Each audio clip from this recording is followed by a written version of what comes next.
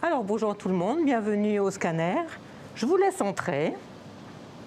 Et puis je vais vous donner quelques explications par rapport à l'utilité du scanner en radiothérapie.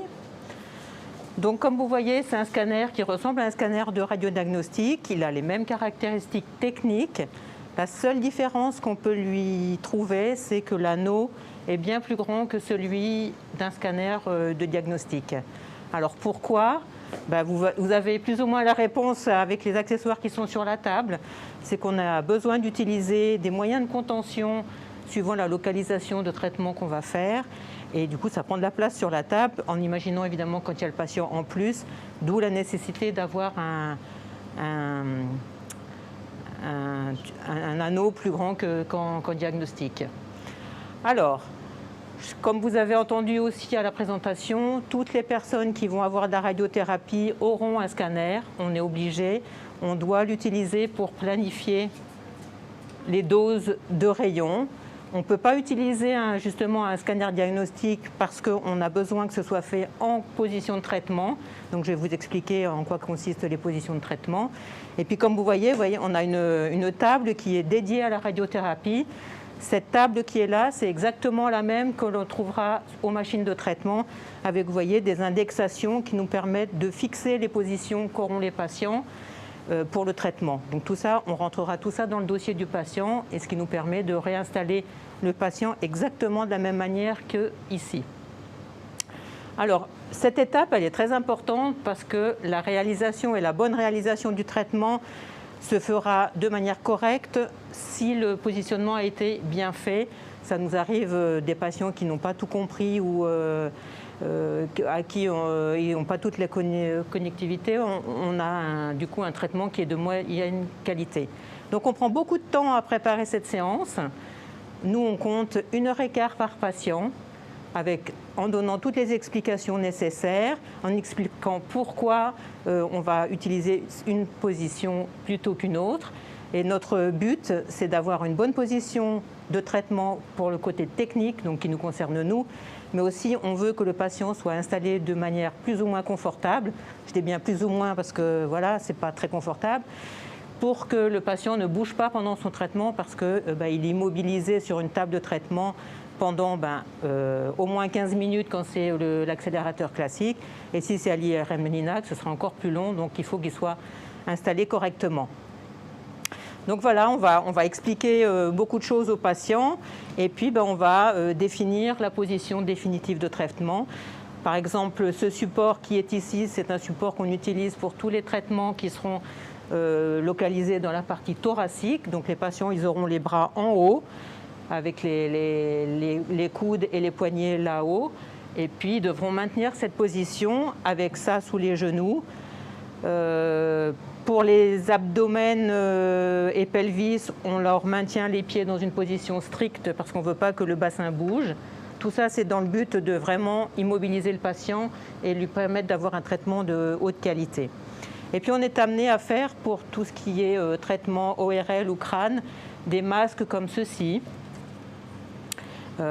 qui est aussi dans le même but d'immobiliser le patient et de faire un traitement de qualité.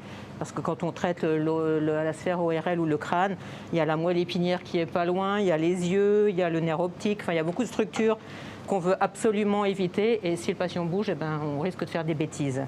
Donc ça, c'est vraiment l'idée du scanner, où on prend beaucoup de temps à expliquer.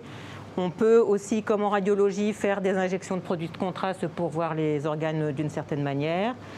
Et puis, une fois que toute la position est fixée pour le traitement, on va utiliser les lasers, s'il n'y a pas quelqu'un qui est devant. Voilà.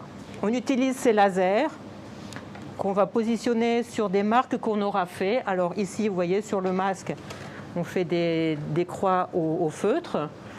Et puis, quand on traite la partie thoracique, on fait des points de tatouage, donc des petits points qui sont faits avec une aiguille et de l'encre. Et comme ça, on matérialise un point dans le corps du patient qui sera notre point de référence. Et c'est à partir de ce point qu'on positionnera le patient chaque jour à la salle de traitement.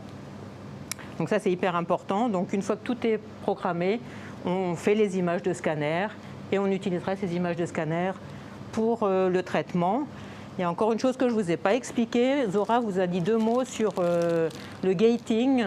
Maintenant, depuis quelques années, quand on traite les patientes pour un cancer du sein ou la région thoracique, on demande aux patients de faire le traitement en blocage respiration. Donc le blocage, il a plusieurs utilités, mais pour le cancer du sein, c'est surtout pour quand on traite le sein gauche, on veut développer la cage thoracique quand la patiente est en inspiration, ce qui nous permet d'agrandir le poumon et d'éloigner le cœur. Comme ça, on irradie moins le cœur pendant le traitement.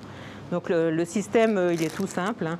Le tuba sera fixé sur le support, la patiente ayant les bras en haut, et elle va respirer tranquillement dans le tuba, et à un moment où on aura défini un seuil, le tuba va lui bloquer la respiration et elle sera en apnée grâce au tuba. Et le tuba est lié à la machine, donc à chaque fois que la patiente ou le patient est en blocage respiratoire, la machine va s'arrêter et reprendra seulement quand elle sera de nouveau en blocage respiratoire. Voilà, en gros, ce que je peux vous dire. Avez-vous des questions? Qu'est-ce que vous injectez comme scanner? C'est quel type de traitement pour lequel Alors, vous injectez surtout? C'est surtout tout ce qui concerne l'abdomen, quand on traite les pelvis gynécologiques, le canal anal par exemple, les ORL aussi.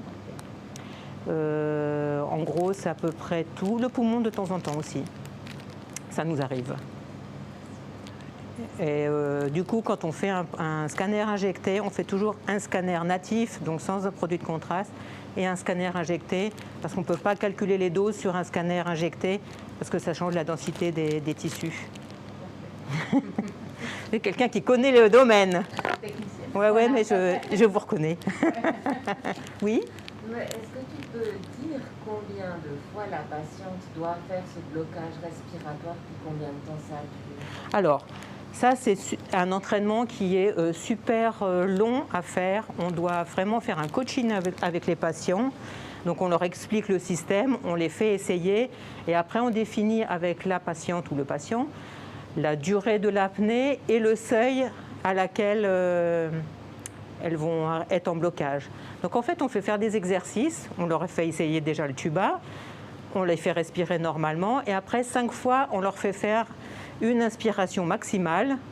Et une fois que l'inspiration maximale a été mesurée 5 fois, on fait la moyenne de ces inspirations maximales et on prend le 85% de la valeur, ce qui permet d'obtenir un seuil. Une fois qu'on a obtenu le seuil, on recommence l'exercice, mais pour la durée. Donc on leur fait prendre une inspiration 5 fois de suite, en tenant le plus longtemps possible, et après on fait la moyenne des 5 pour définir la durée de l'apnée, qui sera utilisée et reportée en machine. Ça fait que quand la personne sera irradiée, elle va devoir faire plus ou moins combien d'apnées? Alors, pour un traitement de cancer du sein, c'est entre 6 et 8 apnées. Et chaque apnée dure une quinzaine de secondes? Alors ça, c'est la patiente. Alors, en dessous de 15 secondes, on ne fait pas.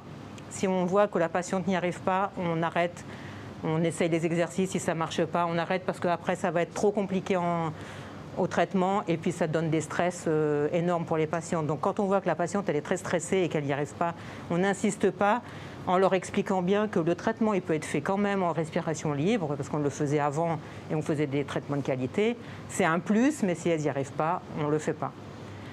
La moyenne en général des patientes, elles tiennent entre 30 et 35 secondes à peu près. Mais on en a qui font 50, 60. Donc du coup, le nombre d'apnées est moins fréquent et le traitement il est moins fatigant pour le patient ou la patiente. Il faut être capable de répéter cette apnée après. C'est ça. Mais on leur fait l'exercice dans les mêmes conditions que serait un traitement. Comme ça, on sait du début jusqu'à la fin si c'est possible. Parce que sinon, ça ne vaut pas la peine. Et puis vraiment, ça leur met un stress énorme parce que souvent les patientes, elles pensent que si elles n'y arrivent pas, on ne va pas pouvoir les traiter, alors ce qui est faux. Donc vraiment au départ, on leur explique vraiment qu'on va essayer Mais si ce n'est pas possible, le traitement il sera quand même de bonne qualité et faisable. Donc ça, c'est hyper important, hein. Mais ça, le coaching ABC, on prend beaucoup de temps à leur expliquer.